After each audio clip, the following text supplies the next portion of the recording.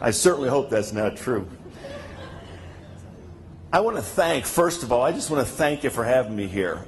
It's a huge opportunity. I was reading the history of your company and some of the stuff you guys do here, and I tell you, I'm really impressed. And I know, too, one of the things I read was talking about how, Grondike really is not a trucking business, it's a people business. And I'll tell you, nobody proves that more than you guys, because you guys are on the front line, aren't you? I mean, you're the ones that you're talking to customers, you're talking to drivers, you're trying to keep all this stuff going. And to do that with excellence is something really, really special. And I'll tell you what, I really believe that I would be remiss if I didn't one more time ask you to give Jim a big rounding. In fact, let's give him a standing ovation for what he did. That's a huge accomplishment.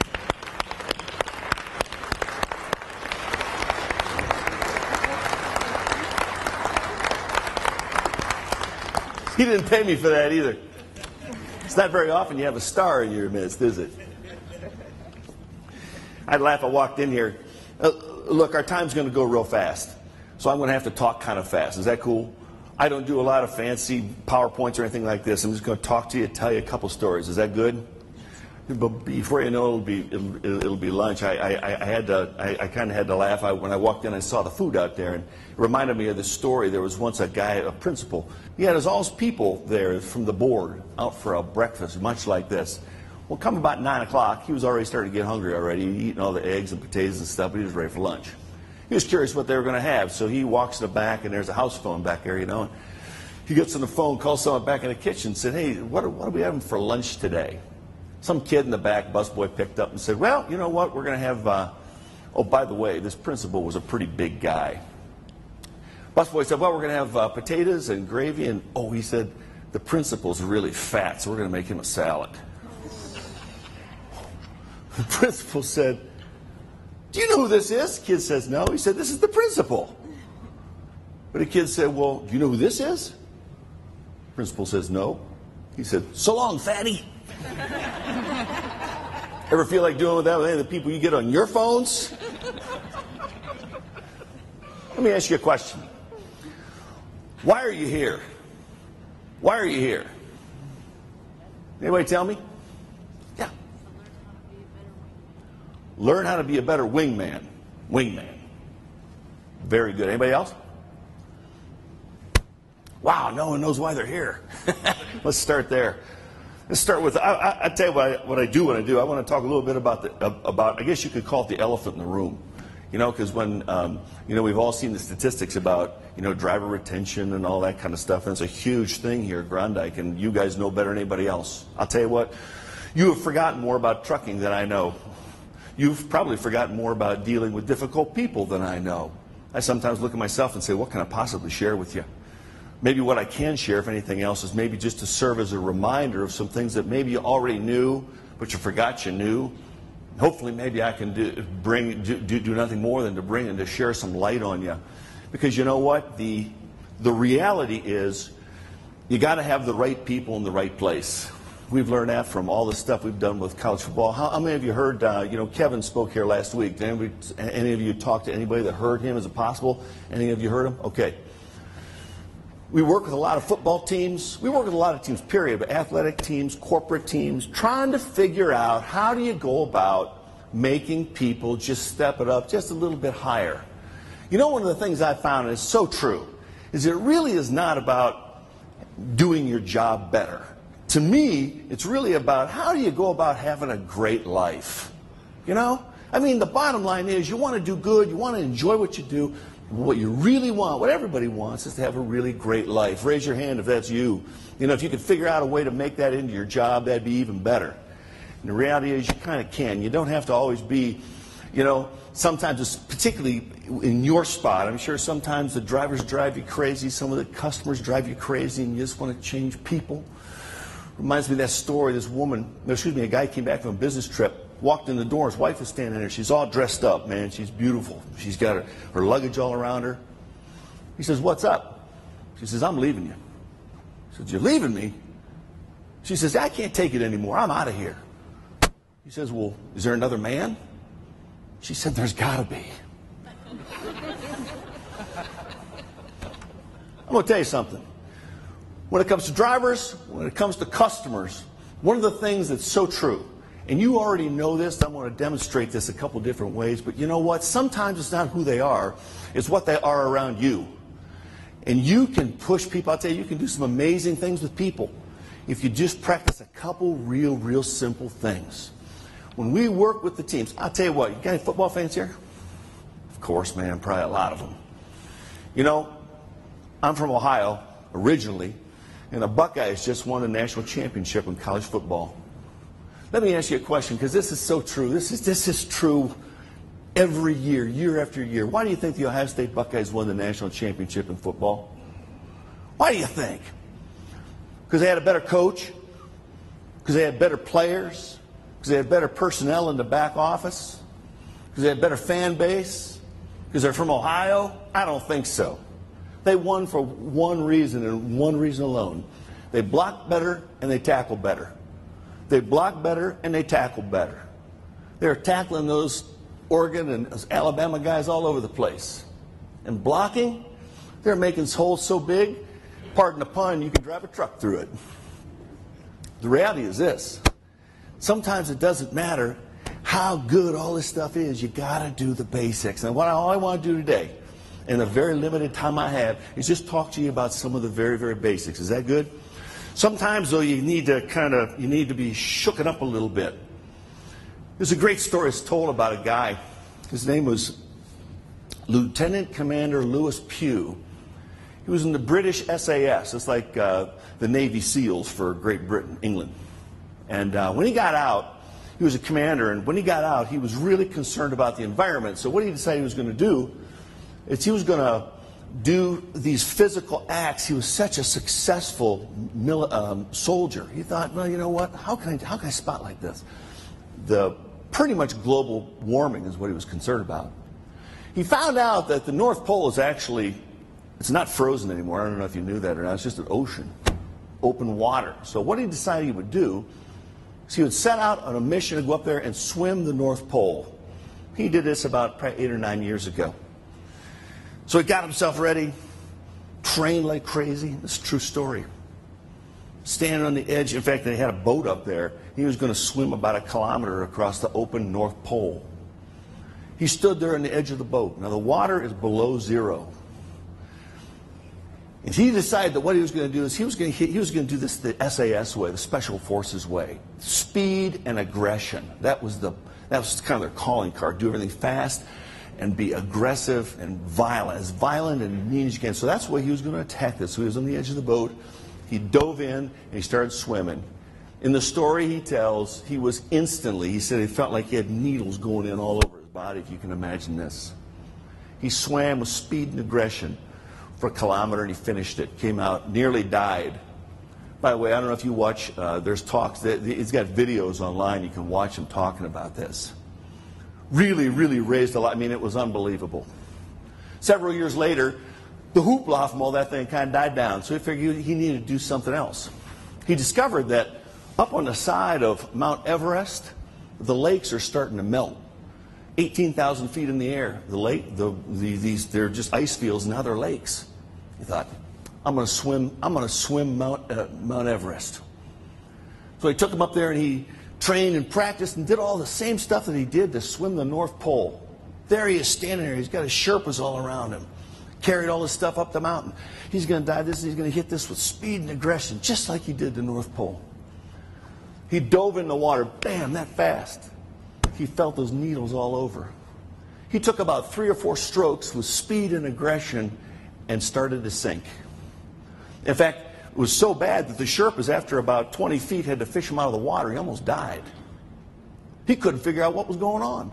They took him back, started a fire. That night, they're sitting around, and one of the Sherpas came to him, and he said these words. Hear this. He said this. He said, just because something worked in the past doesn't mean it'll work in the future. He said, you hit this thing with speed and aggression, but I'm telling you, it's not going to work up here. Just because it worked over there, it's different here. If you want to succeed in this swim, you have to do 2 things. You have to swim as slow as you can possibly go, and you have to make sure you enjoy every stroke that you take. Well, this was mind-blowing for this guy. In essence, what the Sherpa said was this. He said, you need a radical tactical shift in the way you think. A radical tactical shift. He didn't know what else to do. He almost died the first go-around, so he figured he'd give it a try. Next day, standing on the shore of that lake, figured he was going to forget the speed. He was going to try something different, a radical tactical shift. He dove in the water, and he immediately started to swim as slow as he could. And every stroke he took, he looked at the mountains around him, and he got swept up in the beauty of that place. And he took one stroke, slow stroke after the next. Before you knew it, he had covered the distance of that whole lake. Set another record. A radical tactical shift. Sometimes you got to break the rules. Sometimes you got to break the rules and say, you know what, this isn't complicated. It's blocking and tackling. That's all it is.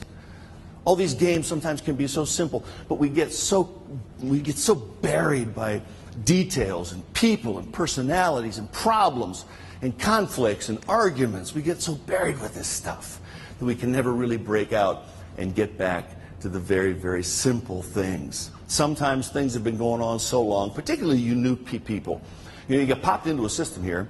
It's been going on for a long time. I was hearing some great stories about HC. Now, HC is a guy, boy, I tell you, there's a guy with some vision. There's a guy who's got some DNA in the organization that's right here. And boy, it's powerful. Sometimes, though, particularly if you're fairly new at this, sometimes that can be a little bit overwhelming. Sometimes it can be a little bit scary. Sometimes some of the rules, you don't even know why they're there. They did a great story, or excuse me, a great study. What they did is they took these monkeys, they had 4 of them, and they put them in this room. This is real simple. You're going to love this. In the middle of the room, they had it was about probably 10 feet high ceiling. They put a ladder in the middle of the room. And off the ceiling, they hung a banana. They put these 4 monkeys in the room, and they just let them go. Of course, one of them was curious, so he dashes up the ladder to try to grab the banana. As he was going up the ladder, they hit him with fire hoses, all of them. Psh! They started shooting water at him. Of course, the 3 monkeys that were on the ground grabbed the monkey that was going up the ladder and grabbed him, yanked him down, and started just beating the crap out of him on the floor. What are you doing? This is what they did. So they took out the monkey that climbed up and they stuck in a new one. So now you got 3 of the originals and a brand new one in. They closed the door. What happened? The newbie, what'd the newbie do? He ran up the ladder. And what happened? They didn't turn on the water. But what'd the other 3 do? They grabbed him and yanked him down and started beating him up. They didn't want to get shot with water again. They pull him out, stick in a new one. Now there's only 2 of the originals, 2 brand new ones, right? The newbie runs up the ladder, tries to get the other guys, grab him and throw him on the ground and start beating him up. They didn't even get shot with water. They were just anticipating getting the water, right? Pull him out. When they put the 4th one in, he went up. Now, none of them had been shot with water, right? All 4 of them in there. They put the new one in. Guess what happened? He saw a banana. He goes up the ladder. What happens? They grab him and yank him down and start beating him up. It was like they had this rule, like, we just don't go up that ladder. Somebody one time got squirted with water. We all got squirted. You're not going up there. See, this is what happens inside organizations sometimes. Things get built up over time, and you don't even know why they are. And sometimes do you ever go home at night feeling like you've been all beat up? I'll tell you what, according to the statistics, there's a lot of the drivers there that go home feeling beat up every night too. And they don't even know why sometimes. It can be the smallest thing. It can really just wipe them out and take it away from them. This is my suggestion. I suggest that we do what we can to do a radical tactical shift in the way we look at how we handle the people. I really want this lesson to stay with you for a long time. I want you to remember this. I don't often do this, but I'm going to today.